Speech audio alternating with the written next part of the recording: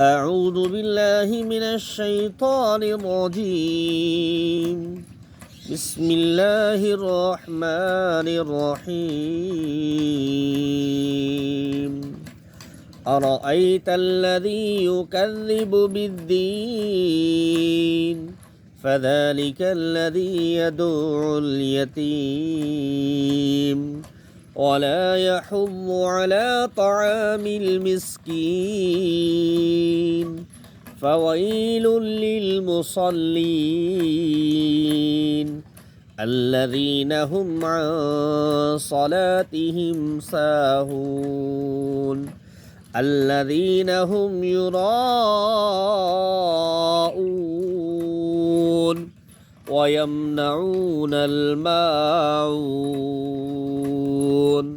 آمنت بالله صدق الله العظيم.